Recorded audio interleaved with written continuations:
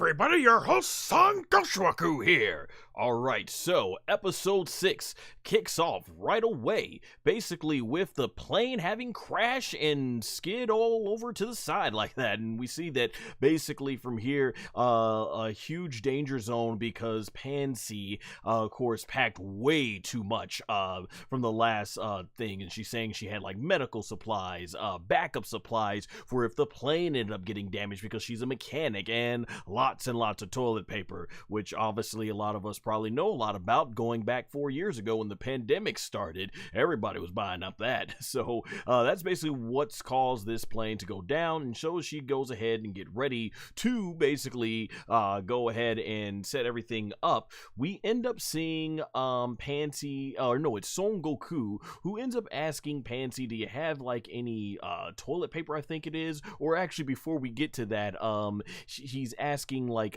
East Kaioshin, because this is where she actually reveals that he's a Glen, or Glendian, I think it is how it would be pronounced in when it's translated to English. And Son Goku basically says that the East Kaioshin, aka the Supreme Kai, is the strongest of them all in terms of deities, which according to knowledge, based on this being about a year, 6 months to a year after the Buu saga, that would definitely be the case. And then Son Goku from here, basically, you know, you see he's like, yeah, East Kaioshin's the top one, and East Kaioshin's kind of like, you know, being humble and embarrassed, but Panzy thinks it's really cool. And then the stomach gets going, and it's from here that Goku, he ends up starting, I think he said he's hungry again, and he ends up constantly mispronouncing Glorio's name. I think it's like calling Goyo or something like that, instead of the Glorio and all that stuff. And then from there, basically, Goku demonstrates that, yeah, he can't pronounce it right, and Glorio's like, fine, suit yourself. And then from here, Goku, I believe, has to go use the bathroom, and Panzy is just not liking how Goku's so rude and just being so crude and all that stuff. She's yelling all at him, and Son Goku's only response to this is to ask, hey, you got any of that toilet paper on you? And the way it was animated, this thing just comes straight out of the screen and boom, smack, hits Son Goku in the face. I mean, out of every single majin we've seen here in the demon world, Panzy probably most definitely, I would say, has gotten the best shot on Son Goku. Smacked him right in the face like and it goes into the air, and basically we get this great shot where it pans right over to Goku, nearly knocks him on. Like I'm saying, when you look at all the jabronis Goku's been beating, she definitely got the best shot on Goku through this whole thing. And Goku manages to catch it, and what's his response is to say thank you and runs off. And Panzy just cannot believe how crude Son Goku is, and that boy is running because he's got the runs just going right behind that tree, basically to do his best John Witherspoon impression, if you remember him playing the character Craig's father back in the Friday series. Oh boy, you gotta love Toriyama's comedy humor, and rest in peace, John Witherspoon, just an all-time great actor and comedian. Just man, fantastic. He definitely leaves behind a great legacy for us all to remember. And as the Goku's busy doing his business, we end up getting as I think they call it in the subtitles, the Zandamari, basically, which is basically kind of like this military force that is basically these are Gomah's military force. They end up landing, and I really love this angle right here where they're basically like, okay, everybody be calm. Be calm. You know, they don't want to go ahead and rock the boat, and they see the three of them just standing there. And as they land, you know, Glorio's like, you know, like, just keep it calm. And I love the intensity, like the tension just picked up with the wind and with the hair blowing right here. This was awesome. So the guy comes off, and he's basically like, all right, let me go ahead and see your collar, your neck collars that, you know, they put around their necks and all that stuff. And Glorio said he doesn't have one because he's from another world, and East Kaioshin's like he's just out here visiting, and they asked Panzy to see hers, and you can just see, I love the way it's animated too. Panzy very reluctant, but she knows she has to show this, and we do see that covering up that cloth that's covering up is indeed covering up her that's indeed covering up the collar and everything that they use to control these poor people. And it's crazy because she's a princess and even she has to wear this collar, and you can tell she just absolutely does not like it. And we see that they put it to her neck and it glows, and I guess that's how they're able to read information, almost like an ID sort of thing. And you could just tell Panzy is just annoyed by this, hates that they have to live like this. Whereas the East Kaioshin, man, he's like, wow, like this is this is ridiculous. And we saw how much of just a bunch of a-holes these guys were in like episode 3. And it's from here, they're angry and they're asking, hey, did you see like a kid with spiky black hair and a red stick? Which I said before, tell me the most boring way to describe Son Goku, and there it is. And they're basically saying, all right, we're gonna leave you guys be, but if you find them, you tell us. And they end up going about their way. And just conveniently, as they shoot off into the sky, Son Goku, that boy is good, relieved himself, he is done. Apparently he looked like he used up all the toilet paper, so he's just gonna leave all that nasty stainness right there in the demon world. And Goku basically is wondering, like, who are those guys? And this is where the East Kaioshin's like, you're a fugitive now, if maybe you can tie your hair up and everything. And Goku's like, oh, well, I can't really tie my hair up because it's pretty resistant, as we've seen.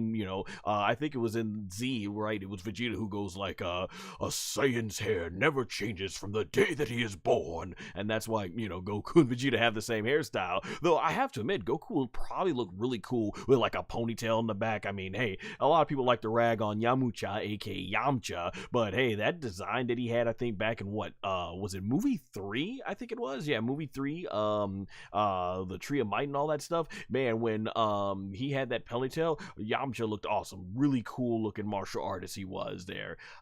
Unfortunately, he's not very much, in professional wrestling terms, not very much booked like I would say an all-time great martial artist. And basically Panzy, she actually is saying what I'm thinking, because they're having this conversation here, Goku and East Kaioshin, and she asks the big question: have you washed your hands?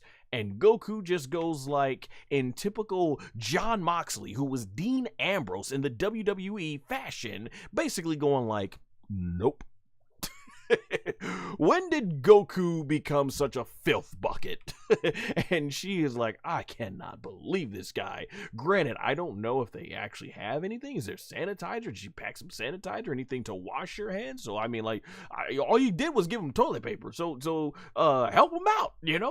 Throw some sanitizer or some soap that way. You can't be too mad. You're the one that packed everything. Goku came into this world with nothing other than his power pole, aka Nimbo. So yeah, as they're flying, basically, we see it going from the sunset and everything, and we get some really cool information here where the East Kaioshin is talking to Panzy, and she's wondering, like, were you all born from trees? And it's basically East Kaioshin ends up explaining that, or at least how they're born, and is that they were born from these trees, the Glen trees, and that was like 200 plus years ago. I think he mentions upcoming with his siblings. So this is basically how they're born, and this is not too far removed from Akira Toriyama, who did an interview describing these. Now, I think some things may have been changed a little bit here in Daima, but for the most part, this is how Toriyama expressed that the Kaioshin, aka the Supreme Kais, were born. So it does a really good job of bringing this lore that he made years ago back into it. It's one of the things that I really am enjoying about Dragon Ball DAIMA. And we see right here that that's how the Kaioshins are born and everything. And you see an older Kaioshin there who doesn't look too much far different than the I think is it Rondai Kaioshin, which is the elderly Supreme Kai. And Goku's like, oh, so this is the reason why you basically don't you don't do anything but drink water when it comes to consuming something. And we basically end up having here where Panzy is wondering, like, well, then your sibling, you have the siblings and everything, like your brother. And East Kaioshin actually brings up some new lore to us as he explains Degesu, and we learn and this was really cool artwork. I love the colors, the artwork. This is actually very similar to what they did with Frieza, aka Frieza, Cell, Boo, and those awesome shots. And it's through here that the East Kaioshin explains that Degesu, he ended up staying in the demon realm. And the reason why the East Kaioshin left was basically because they didn't want to be a part of this demon world. I think not too different from what Piccolo said. You know, they like their freedom in the outside world. But Degesu, he says, was kind of different. He is a very ambiguous, I think he said, person. Very ambitious. Yeah, he's very ambitious. And he didn't like doing things the way the other Supreme Kais was. So right off the bat, we can see that he is definitely quite the opposite of his brother. And this is where Panzy also mentions, says there's also a female one of you, right? And that's your sister. And this is where the East Kaioshin, and I didn't really understand this part, the East Kaioshin basically breaks down that there's no genders when it comes to the Kaioshin, even though they have characteristics such as Degesu and the Supreme Kai here. They have male characteristics. And as we see Dr. Arinsu, she has female characteristics, but yet they still refer to them pronoun-wise as he, she, and all that stuff. So I didn't really quite get that part and everything, but I guess it runs differently. Obviously, I would imagine they have to have some sort of male and female genitalia, respectively, in order to relieve themselves, since they drink water, as that would be the only purpose. No need for reproductive organs, as we see they end up getting their tree. They end up being born from trees. And we get this really cool shot of Dr. Arinsu. And like I said, I think her character design is fantastic, man. Like Toriyama, like he knows how to make some goofy looking character designs, which are fantastic. And then when it comes to creating some really awesome character designs, man, Toriyama in his lifetime truly was a master character designer. And he ends up basically explaining that Arinsu, she is basically also very ambitious, but was a mad scientist, and she too chose to stay in the demon realm. And it's a lot of mystery with her, and even it seemed like the East Kaioshin wasn't too certain about his own sister. So the plot really thickens, and it was really cool to be getting some extra lore behind these two characters. And here, I thought it was very interesting. As the East Kaioshin's going on about his brother and sister, we get Glorio, who's looking very focused, and the camera zooms in on his face, and then it goes ahead and zooms in on his eye, and then his eye gets very narrow, as if, yeah, he's not going to say anything, but he's paying attention. And this was actually quite, looking back on it now, this was quite clever, considering where we're going in the later on. So yeah, once again, they're climbing out, just gorgeous backgrounds. Man, I cannot get enough of these backgrounds when it comes to Dragon Ball DAIMA. Gorgeous, beautiful artwork, and we see it going from sunset to sundown, and I just love the shot here, the reflection of Son Goku looking outside the window. And it's here that basically Panzy's like, should I go ahead and take over, because we've been, flying this thing all day? And Glorio's like, no, we should just go ahead and land and get some rest in like a nearby cave. And she's basically like, oh, hey, we got Matthew, what's up in the chat? Let's see, watch the review while also playing DQ3 HD 2D. Double the Toriyama. Nice, yes, Dragon Quest. Toriyama, yeah, his talent and his work just goes way beyond Dragon Ball. But Matthew, thank you for joining the chat. I appreciate it. And so right here, we get Panzy, and she's like, oh, I won't be able to shower, which is kind of very reminiscent of Buruma, aka Boma, if I said it right, Buruma, right? I'm still getting these names, how to pronounce it in Japanese, but Boma, nonetheless, also in the Funimation dub pronunciation. Yeah, I remember she was so angry that she couldn't shower back when they were kind of leaving her stranded back on planet Namek. So just more little Easter eggs here that Boma and Panzy are going to get along. And as I was talking about, you can see she's disgusted and she won't be able to take a shower. And Son Goku, but man, Son Goku, he gives her the most serious look. And what is Son Goku gonna tell Panzy here? He just casually says, hey, it's no big deal, you can make it without a shower. I don't shower. In fact, I don't even shower he said I barely shower all the time or something, or I go all the time without taking a shower. And he points this. He's proud of this. He is proud of this. Sorry, I got my pop filter off and hit it right to my mic. But yeah, Goku is proud of this, that he doesn't shower, and she is disgusted. Like I was saying, when was Son Goku ever in the series this much of a filth bucket? I know, and it may have been filler a lot. There's been times we've seen in the Room of Spirit and Time, aka the Hyperbolic Time Chamber. There was the filler after the Majin Buu arc, where him, Goten, and Trunks, I think, were doing something outside in terms of bathing. We've seen over the years Goku taking showers in the series, you know. So it's like, I don't know, but this is obviously being played up for gags and stuff. Yeah. So they get to the cave and they got Gomah on this little light this match lighter and everything. And I just love the artwork and the reflections and the lights and the fire. And this looks like cat, dog, whatever, dog and cat food. And Son Goku, he just starts biting in, and boy is loving it. And he's like, He thinks this is a great fiesta. And the East Kaioshin, we see that, because I thought he was going to eat it, but that's right. The Kaioshins don't eat it, is what I was end up thinking about it when I saw it. But yeah, he's looking at this and it looks like a centipede, and he's like, oh, you Goku, you're not going to want to know what the meat was made out of. But nonetheless, Goku ate good. Boy was eating good, and now the ever so powerful itis has kicked in. Son Goku has kicked in with the itis. I mean, look at that. I love the way he's drawn there. It looks like his chest is more full than his actual stomach, or maybe his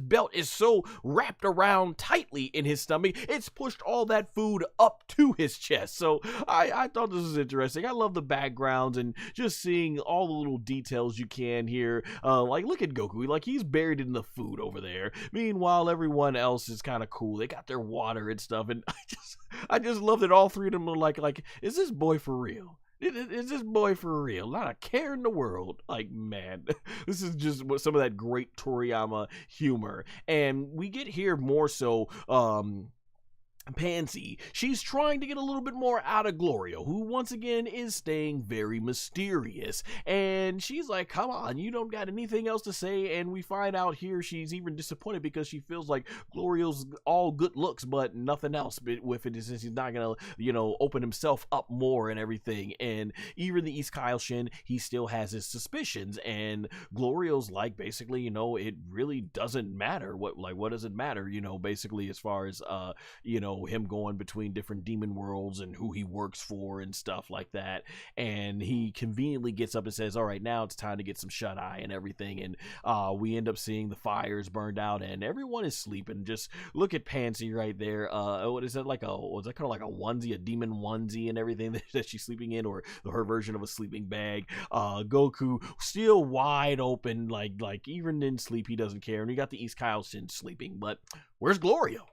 And we see Glorio is taking a step outside, and I really love this because this is where the plot is starting to pick up a little bit more. He's talking, and we get a close-up of Dr. Arinsu, and you see her right there. She's got those devious eyes, and as it turns out, Glorio is working for Dr. Arinsu. And when you start going back to the past 5 episodes, you can now start putting everything together. It was Arinsu who kind of snuck in there when Gomah and Degesu were talking, and then I think she was even watching all the battles from the Majin Buu arc in her own separate room, and we see Glorio was also snooping around. So he's working for Dr. Arinsu, but of course yet we don't know if Arinsu is good or evil. She just might seem mysterious, but they haven't really come out and said that, hey, she's evil. So we don't know if she's going to be being a hero or the true villain of the arc.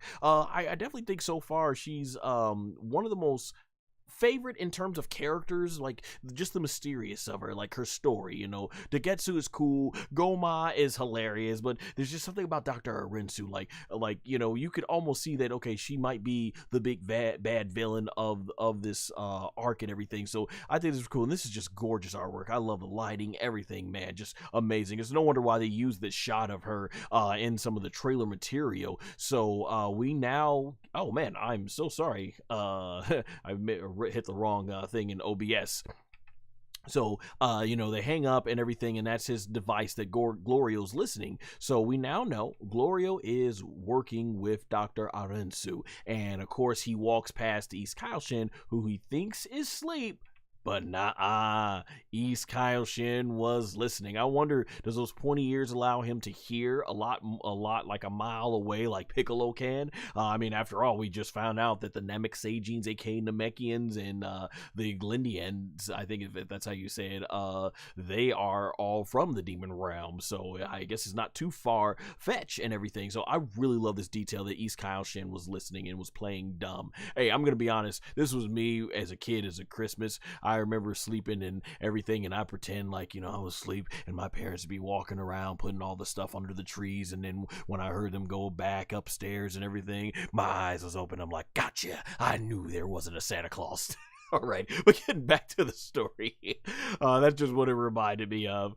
So Glorio now goes to sleep, and then, boom, this thing hits. And he's like, uh-oh, what is this? And they say it's an awful smell. Like, it is just foul, and you already know, because even if you're dealing with foul smells, because Goku made that joke that he could fart and no one would probably be able to tell if they're in the outside portion of the demon realm. Well, what ends up happening is the air is so thick there, you probably wouldn't be able to smell something bad. So this guy has to really just be reeking foul. Like, I'm talking about worser than bacteria in early Dragon Ball. You old school Dragon Ball fans will remember that fight, Kudine K Krillin against bacteria.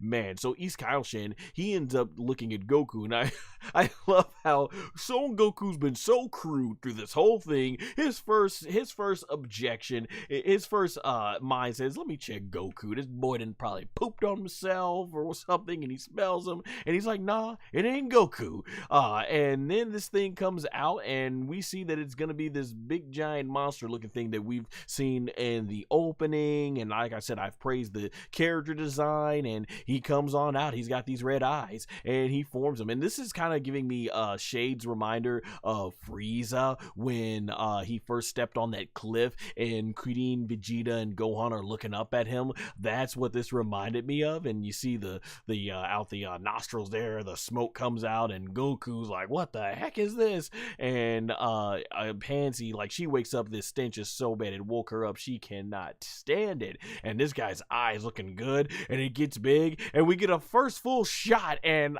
at first, I should have known better. First, let me just say, I should have known better, being a longtime Toriyama fan. I really should have. Hey, what up, SMP? We got you here. Krillin versus the Smelly Guy. One of my favorite tournament matches. Yeah, man, dude, you're a wrestling fan, SMP. He was doing Rikishi before Rikishi was even a thing. Oh, that was an all-time great battle. And this comes right into Toriyama's humor, because this guy's design is looking awesome. I'm thinking he's gonna be like one of the first big true challenges in the demon realm. And he's looking at him, and Glorio, he takes their lamp right there, and he shines it to him. Just, man, that's great animation right there, and the effects. I love how they utilize this. And we get our first look at this guy, and I'm like, okay, this guy looks business. And all of a sudden, that smell doesn't matter. If you're scared, I guess you ain't gonna be able to think about the smelliness. And they're looking at him, and Son Goku, my man, he goes like, oh, it's just a cow, no need to be afraid. This thing's like, I'm not a cow, I'm a Minotaur. And then Goku's like, oh, that's a cool name. And he's like, oh, he starts thinking, he's like, oh, well, that's pretty cool. Then he's he's like, hey, I'm not here for your approval. So I thought that was pretty good. And all of a sudden, Glorio's like, yeah, this guy's no biggie. And he's like, yo, let's step outside and handle our business. So Glorio, it's like the scent was bad, but that was as worse as it gets. They're like, this guy's nothing. And Goku's like, hold on, you can't handle this guy. And this is the part where we had an audience. They're like, oh, he's saying you can't handle it, and Glorio's like, what you say? Are you saying I can't handle this? And then and then he's like, if you want to, I said I'm a lot stronger than you think. He said we can step outside instead. And Goku's like, I'm not trying to brag, I'm just saying, telling it like it is. And so Glorio's like, all right, we definitely stepping outside, so we get into a fight here. Matthew in the chat says classic Toriyama comedy villain. Oh yes. So let me get a water for this because it's time for some play-by-play. Boy, if we can go ahead and do some good old-fashioned Bruce Buffer UFC announcing. It's time! Standing over there in this corner, we have Glorio, and in the other corner, SonGoshuaku! So, you know, at this point, this guy's like, I said, y'all are my meal. What the heck are y'all doing up here? Like, everybody's taking their break from this guy because now it's about Goku and Glorio. What better way to say this guy's a jabroni than we're gonna fight it out to see who ends up fighting this guy? Oh man, and then we get this standout. Now, I call the title of this video, is this the first fight in Dragon Ball DAIMA? And I think this is a great taste of the action we're gonna get. So I was hyped for this. I'm like, let's go. We're about to see where Glorio stands in the pecking order because Goku been dropping jabroni after jabroni. So they get on guard. And I'm already off the bat. I'm like, right off the bat, if you're a Naruto fan, he's hitting him with the Rock Lee, the handsome devil of the Leaf Village, Konoha. Like, oh my gosh. Right off the bat, Goku is like, I just need one arm. Dang. I'm like, Goku, you know, Goku's always showing that disrespect, but right off the bat, ain't even test this man out, putting the arm back, and Goku's like, let's go. And we get the first shot. Glorio goes ahead and runs off, and he comes out flying. He's coming in. Whoosh. Bam! He's about to hit him with that big old Naruto punch. You know, not that punch that Naruto would always do to really go ahead and put out something. And the fist goes right into the screen. And Goku already on guard. Boom! Dodge his stuff. Doing a backflip. But I gotta give Glorio some props. Look how quick. Even before Goku can land. Glorio is already on it. Trying to hit Goku. But he missed just by an inch. And Goku's ready. Still keeping that arm behind. Glorio comes in with another punch. Goku blocks it. Goes ahead with his hand. And then look at Goku already on point, bending back, knowing that kick is coming, and he missed that. And then Glorio goes for a roundhouse. Goku already, my man Goku getting on top of his leg, his shin, using his shin, the momentum from his shin to do a backflip. So it is not looking good. Glorio is basically trying to go ahead and Goku, and now Goku goes in for the attack, coming in for it looks like an elbow, and bam, gotta give Glorio some good moves. He caught that. Boom, swings Goku back. Goku goes ahead for a backdrop. I love how they went into this rock and transition. We get a little closer to the action. So now there you go. He's got some respect. Glorio has earned some respect from Son Goku because he's got that serious face while he's keeping his arm back. Glorio comes in with another fist. Boom, boom, dodging. Goku already. And then he teleports, comes back in with another punch. Glorio dodges. So I'm like, all right, Glorio got some skill. And now Goku is serious. Glorio comes back in. Boom, dodging. Boom. Try to hit him with a three-piece combo. Goku's like, boom. I love the animation. The choreography, just sick. And then you see Glorio right there tensing up because Goku's coming in for the punch. Boom, I love it. I love that Glorio saw it coming. He already blocked it with his shin. And then look at that beautiful transition into another kick. And boom, Goku's like, no. Boom, jumps it up. Like, I'm loving this. I'm liking this. These jabronis weren't doing this to Son Goku in the other battles. And so Goku looking at him, keeping his eyes on Glorio. Glorio getting back in stance. Goes in for a little sweet chin music, aka Shawn Michaels, the Heartbreak Kid, but Goku's like, nah, I saw it coming. He goes in for another punch. Goku looking. Goku staying focused. And then bam, Goku dodges. Goku dodges another one. Look at this. Goku going in for a punch himself and Glorio's dodging. But you can tell Glorio's like, okay, this kid is fast. And that's some reach. I can't stress how great this shot is because Goku has to work even further because of that reach. He has to jump early up there because he's been put into his kid-sized body now. And these guys, they're just shocked. Panzy can't believe it. This guy's like, what? What am I trying to hide? Oh, and Pansy's like, y'all believe y'all see this? And I love it right here. Goku basically goes ahead and does a nice little several backflips basically, and he is ready. He is smiling. He's like, okay, you pretty good. You pretty good. You're right. And Glorio's like, nah. I'm about to wipe that smile off your face. So Glorio goes ahead and puts his arm in the hand, and then he starts forming this lightning. And I'm like, is he gonna start doing Frieza's death ball? And we start getting thunder out of this man's finger. I'm like, oh snap. Then the animation is going hard. He shoots this thing, boom, sends this lightning right over to Goku, and I love the shot. Zooming right in. Look at that face. That is a face that Goku realizes, okay, I was not expecting that. And Goku, it goes right into his eye, and can he dodge it? Boom, he does. Goku get into the sky, sees that, bam, that could have been it had he stayed there. And even the East Kaioshin is like, okay, I didn't know Glorio was that good. Same thing with Panzy right here, and the Minotaur. He's like, oh, this is what I wanted to eat for breakfast. I love it. And the East Kaioshin is like, all right, Goku, do not play. Do not play. Take this guy serious, because we need to see how strong Glorio really is. Because remember, his mindset is different. He knows Glorio is working for his sister, and they can't afford to be caught off guard any much longer. So Goku's realizing, all right, I guess I gotta take this guy serious now. He's looking at it. Goku smiles, and my man Goku, he grabs the Neo, and look at this.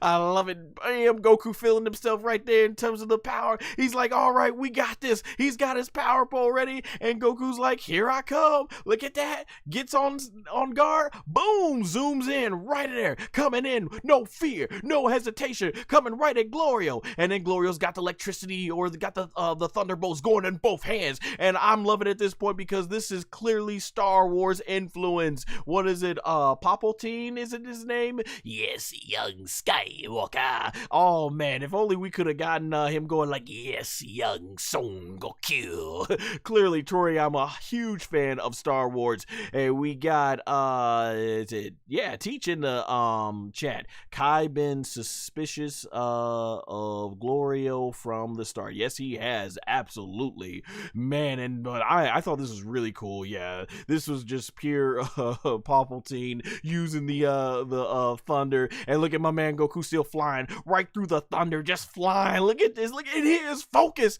That's scary. It's one thing when Goku's smiling, but this means he's respect you. He's got respect on you, and he's coming straight from. My gosh, is the animation looking good? The animation, the effects, animation team on point.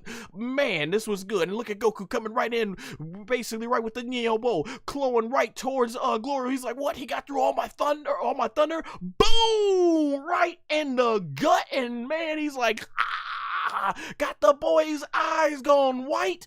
Man, had this not been put on Fuji TV, I'm pretty sure that was blood, but they had to recolor it white for spit and everything. But man, Goku whacked that guy. Oh boy, when Goku's got that look,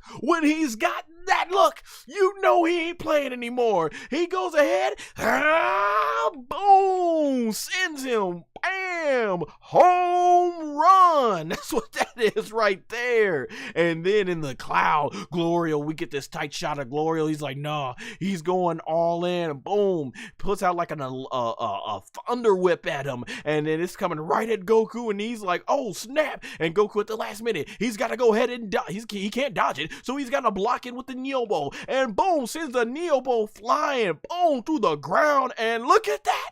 Look at that. For the first time in Daima, Goku sweating. We then had Goku broke a sweat. Let me take a sip of water here, man. And then you see right there, he's trying to whip this boy now. He's trying to put the whip on him, and they are shocking. The East Kaioshin, he is studying. He realized there is more to Glorio than he thought. And man, look at that. Glorio, he wants the finish. He is going in. He's charging up, and Goku's like, oh man, I'm enjoying this. You're better than I thought. But Goku, we know he got some more. He takes his hand and he goes Super Saiyajin, aka Super Saiyan. And right here, I love this right here. Goku starts focusing. We see that golden glow. Then everything is breaking with the rocks. And this right here, Goku, you know, Masako, I'm bad at Masako Nozawa, but you know, Masako doing only as she can. And oh my gosh, and I can't wait to hear Stephanie Nadali when she does this in the dub and stuff and everything. It's like, you know, man, this is sick right here. The Super Saiyajin transformation here, phenomenal. This gave me vibes of when I saw Vegeta back in Dragon Ball Super Broly go Super Saiyan. Man, like we've seen SS transformations so many times, but when they take that extra step, this was good. Like this looks like Goku is almost going SS2 with the way his hair, and Goku is focused, just powering up. Phenomenal transformation, and no, that is the eye of a Goku who is being taken very seriously. In the chat, we got Matthew saying, Goku went with one arm disrespect, which leads to a Smash Brothers home run into SSJ1, and our boy still hasn't even used a single ki blast. God, this animation was beautiful. Matthew couldn't have said it better than myself. I know. I'm like, holy crap. And Goku right there, I love the little details. The rocks are coming up in the sky, and look at this. That is a Goku that is all business. This is not the goofy Goku that we've been seeing wreck these jabronis. This is Goku ready to go ham. I'm getting hyped up, man. Man, look at that. He's got the fear. He has instilled the fear into Glorio, who we have not seen getting scared at this point. Glorio is now sweating, realizing what he's up against. And look at the guy. That like this guy might as well eyeballs and falling out right now, man, because this guy is shot. He is sweating hard over there. And oh, this is sick. Goku's got the SS form. The aura goes down. He smiles, and oh, that's scary. You don't want to be facing opposite side of Goku. And just once again, tremendous job on the animators. I love how they have the reflective atmospheric lighting reflecting onto Goku. The purple tint looks so sick on this, man. And Goku, he is ready. And Glorio, he's gonna try and give it his all. I love this shot right here, Glorio. He's gonna unleash everything he has into this blast. And Goku, once again, showing the disrespect. He's not gonna put a guard up. He's just gonna stand there. He's ready for Glorio to attack. They zoom in the face. When they zoom into the face, they're letting you know Goku, oh, he got this. And then Glorio, he's trying to unleash all that attack. He's putting every power he is. Goku with his eye ready. He's like, bring it. Bring it. You know, he's like the Rock at this point. Just bring it. And oh man, does Glorio bring it. He's got sweat in his eyes, but he's ready. He unleashes his ultimate attack, which I think right now is his ultimate attack. So that thunder comes right over to Goku, who's on guard. Goku is focused. What is he gonna do? It goes right into his face. He is ready. Goku, and I had to use that shot for the thumbnail. That is just sick. Goku basically goes right towards it, takes his hand out, and with his fingernails, ladies and gentlemen, Goku touches, boom!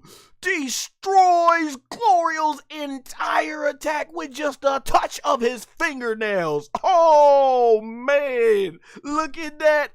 That's when you know you are outmatched. My boy, like Matthew said here in the chat, he didn't even use a ki blast yet. He just simply used his fingernails. And the fingernails are cut too. The fingernail, he didn't even have to grow them long. Goku is ready. And look at Glorio. He's like, oh, like that boy is scared. Oh my gosh, I can't believe it. Like Glorio's been pretty good, but he is scared. Shout out SMP saying spirit fingers, yeah, pretty much. Spirit gun, Yu Yu Hakusho, love that. Spirit fingers, right? And now, Goku is ready for the attack. He teleports behind. Glorio is off guard. Goku puts his hand on his back, and Glorio looks over. And we go and pan down. Goku is ready to unleash the final blast. And he says, give up. I got you. And Glorio's looking. And that man goes ahead and takes a nice big chunk of humble pie. He takes a nice giant gallon water-sized gallon cup of his pride. Takes a big swallow and utters the words, I give up. And Goku smiles because he know that Glorio has been gotten. And then he goes back to his normal form, and you see that man right there is shaking in his boots. Man, Goku beat this guy into submission, but I give Glorio respect, at least at this point in the out of what we've seen so far in the demon world. At least he got Goku to get serious in SS1 mode. Teach says he did the same thing with Frieza, tried to shoot a death beam at Gohan in Super. Yeah, I remember that. Yeah, that's one thing I've loved. I love that both Super and Daima have definitely made some things a little bit more adjusted when it comes to the fighting action, like that Kamehameha when he spinned up and rolled all the way up through Kefla's blast. I'm glad they're still finding cool ways to make the action exciting. SMP says the bull gives me Hercule vibes. Yeah, he's a lot like Mr. Satan, pretty much, super big and posing, but yeah, completely scared. And Glorio, he gives Goku his respect, and Panzy just cannot believe that what she just witnessed. But should they really? You knew you were going to get the one that defeated Majin Buu. So unless Glorio thought he could actually defeat Majin Buu, what did you think was going to happen if you weren't packing that type of power? And then the old boy, he gonna try to tippy-toe on the way. I thought you wanted some food. I thought you wanted some breakfast. And Goku's like, hey, sorry. We just wanted to take care of that, but I'm ready. You can come and try to eat us now. I'm okay. This is clear, classic Toriyama humor. Like Goku, hey, I was rude. We shouldn't have gotten into that fight. You wanted to come and eat us, so come on and eat us, and I'm ready to fight. That boy didn't sweat a whole mile out. he gonna try to play it off like, well, yeah, I was gonna eat it, but I'm not hungry anymore, so I'm just gonna go. And then after that, he remembers, I think it was his stomach starts growling, and they end up hearing like, you sound hungry to us. And he's like, well, and he goes right back in the darkness. Boy was scared. Get on out of here. Man, once again, I fell for the Toriyama humor, but they made such a big deal out of the Minotaur in the opening that I literally thought he was going to be something big. But you know what he really more so reminded me of? He reminds me, was it the big bear thing when it was the first enemy that Son Goku ever faced, and technically was the first fight in all of Dragon Ball. He was this big intimidating and posing figure, and then from there he was dealt with easily by Goku, and Toriyama's always been a master of that. He always likes making the giant. If you're a fan of AEW, it's kind of like that, honestly. Like in AEW, you don't get to see a lot of the big muscular guys win. Instead, it's usually a lot of the smaller guys and everything. And that's kind of what it reminds me of. And that's kind of how Toriyama always booked, or in this case, written. I'm too much of a wrestling fan here. It's always that. He always liked to create the big, giant, intimidating looking forms or person and have them be the ones that get jobbed out, and then the ones that it takes a lot of effort to beat is always the smaller ones and everything. So it was always Toriyama's way, and it was always a great message of him saying, sometimes it's not always the biggest one that's the most small, the one that is the most clever or dangerous one. And Glorio's like, I know this bro didn't just try to waste our time in the morning and everything. And Goku's like, what? I was ready. I was ready to go. and they just ain't gonna take this boy serious, man. Woo! I really enjoy that. Let me get a water break here. All right, so we skip back to Universe 7 at the Heavenly Realm, aka Kami's Lookout in the dub. So there we see Bulma, aka Bulma, is fixing the ship, and Kibito and Piccolo are just waiting and everything. And I love that Vegeta. We need more Vegeta. Oh man, wow. Namser, wait, whoa, what's up? Yo, if you all don't know, in the chat, we have the official voice actor of Piccolo Mini right there. If you guys haven't seen the English dub, well, it's not in theaters anymore, but check it out in when it comes in Crunchyroll. He does a fantastic job playing our favorite green character. Man, hey, this is a surprise. I've never had one of the voice actor cast actually join a live stream or review, so thank you so much. And this he teaches Tamagotchi, I think, forgot their name. Oh, the Tamagamis, I think. Yeah, they're gonna be coming up as the villain soon. But getting back to Vegeta, our boy Vegeta is going ahead and he's basically putting in the squats. I love that he is still working out. Man, we need more Vegeta and everything. I agree, SMB. That is an honor.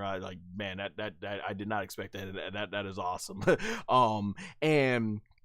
And so Piccolo, and Nassim, since you're here, I can't wait to hear the delivery of your line on this one, because Piccolo's like, these Saiyajins, they can't stay still and everything. Yeah, Piccolo is just really irritated this series. He's mad that Goku's training, mad Vegeta's training. Of course, they gotta stay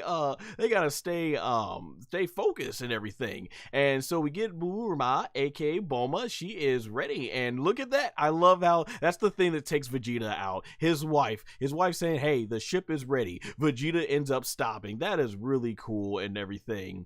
And let's see, Nassim says, yes sir, no worries, love your work and everything you do. I've been getting a lot more involved in the community and I'm really loving it. That's fantastic. That's fantastic. My friend, she's a big fan of Dragon Ball and stuff, and that's exactly what she was telling me when she saw your comment. She loves to see the voice actors getting more involved with the community. That is awesome. It definitely makes us all feel welcome and everything, for especially when in Dragon Ball. Hey, I'm a big fan. We love it. So that's awesome.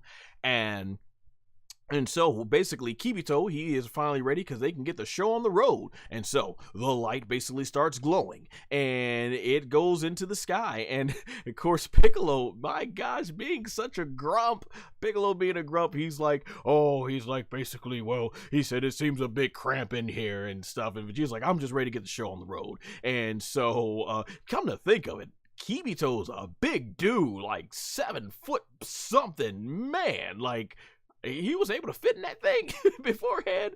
Oh, I once again, these little Easter eggs. I love these little Easter eggs because wasn't it called like Yanzabit Heights or something when Mr. Popo and Bulma first met back in the early portion of the Saiyajin saga? They were the ones who found the spaceship and it was gonna take them out to where Kami, Planet Namek was, because it was what Kami had came in and everything. So I thought this was a cool tribute to that scene. So this thing starts going in the sky and they're waving, and then we see these red lights go off. We're like, uh-oh, and Vegeta's like, what's going on? And yeah, it ain't looking good. This thing's light fades and it falls, boom, and yeah, that thing did not work at all. And Vegeta is even rocked by this, and there's not too much things that rock this guy. And the puff of smoke basically then gone around, and Bulma is completely she looks like man, disappointed, because she put her all into this. And I feel bad for Bulma. She put her all into this for 3-4 days and it didn't work. Thankfully, though, we know, what's that character name? Hibiscus, I think. He's going to be coming and teleporting them. But they've really been keeping us waiting to see how they're going to get to the demon realm. And so we go into our next episode preview here, where it looks like Goku is going to jump out the ship somehow, or the plane, and roll on the ground. I'm curious to see what the East Kaioshin and Panzy are going to be talking about here in terms of the collar and everything that she has to wear. And right here, interesting shot, because it looks like, if we zoom in, yeah, well, they zoomed in for us, but you zoom in there, that looks like the first Dragon Ball. So we could possibly getting our first look, getting closer to them facing the Tamagamis. And that's the one that I'm really looking forward to action wise, because the Tamagamis, they've been hyped up through this series, and that's where I'm really interested. We're gonna see Goku getting serious, getting pushed to the edge of his limits, SS2, SS3. You gotta know that Vegeta's gonna have to make a huge surprise in this and everything. So overall, that was episode 6. I'm gonna head over to the chat now and we can see what everyone else is saying. But yeah, I love this episode. I thought it was good. I know there's been some complaints about the pacing, but I'm loving it. I'm taking every single bit of this thing in, man. I'm just really loving it, and I think we got some really good looks at what the fighting is going to be like. All right, let's look at chat here. Nam Simmons said, that's my boy. Yes, he is. You own that character, definitely. Let me see here. 100%. If you ever want to talk Daima, hit me up. A lot of us folks have been getting me on interviews, and if you do any yourself, I'd love to do that. Oh man, awesome. I do Dragon Ball podcast a lot and everything, so definitely I'll keep that in mind. Hey, that's awesome. Thank you. Can't wait for Teach says, can't wait for Mr. Popo's backstory to be revealed in the future. Yeah, we never really got much of backstory from about Mr. Popo, and that's the really sad thing about Toriyama no longer being here, because just seeing Daima and seeing his imagination run wild, just think of how much more stories he could have told. Now, maybe he left behind a lot of notes before he passed away. We'll find that out in time. Maybe if he didn't, maybe Toyotaro will eventually tell a story and do Toriyama's legacy justice in terms of his storytelling. But yeah, it would be really cool to kind of know where Mr. Popo went. In addition, Nassim says, in addition, this episode was amazing. Yeah, I agree. She says, I told you, Goku itching to fight them. I love the pacing. Didn't even know Mr. Popo had horns. It's cool. It's refreshing. And, you know, Dragon Ball is going to affect different fans and everything, so everybody has the right to like, you know, what they're going to like and all that stuff and everything. But for me as a longtime fan, like I said, I do feel like a lot of hardcore Dragon Ball fans that know Toriyama's style and understands, you know, his sense of adventure and, you know, his gag and his ability to add the fight scenes together are great. And hey, I love a good Dragon Ball fight more than anything, but as a pro wrestling fan, and SMP, you in the chat would know this too, there's nothing like a great wrestling match that had a big, nice story with captivating characters. So that's why I'm okay with Dragon Ball Daima's pacing, because I like that we're getting a lot of lore building. I'm liking that we're building up these characters, and I know it's going to go ahead and culminate in a big epic battle, but it's going to mean so much more just because of all the attention to detail in the story that was put in these early episodes. Did you notice in this episode that you can see some Namekian type ships in the background of the Supreme Kai's backstory? Yeah, actually, yeah, I remember another reviewer that I listened to stated that and everything. Yeah, that was really cool. Once again, just little attention to details. I'm loving that. I knew Mr. Popo was special when he fought Super Saiyan Goten Trunks and even ate Goku's Kamehameha. Yeah, I remember him eating the Kamehameha in OG Dragon Ball. When it came to Goten and Trunks, I believe that scene was filler, but it was cool nonetheless and everything and stuff. I'm not like, you know, one of the fans who go like, "Oh, boo that scene because it wasn't canon" and everything. Hey, at the end of the day, if Dragon Ball's fun, it's fun, whether it was part of Toriyama's continuity or not. That's what I say. That was a fun scene, and everything, man. But yeah, I'm glad to see Daima getting some good love here and everything and all that stuff. Randy Orton Vegeta. Yeah, Vegeta. He's like a viper. Vegeta, I can see Vegeta hitting some RKOs out of nowhere, you know, got a gun out of nowhere. That would be really awesome and everything. But hey, everybody, I'm gonna actually go ahead and get out of here to end the review and everything. So thank you so much for being engaging. I appreciate you coming on by. Teach, SMP, Matthew, Nassim, thank you so much. Like I said, that was a total honor. It's cool, you know, just to get the perspective of someone who is actually working on the production itself for Dragon Ball. So definitely, you guys check him out.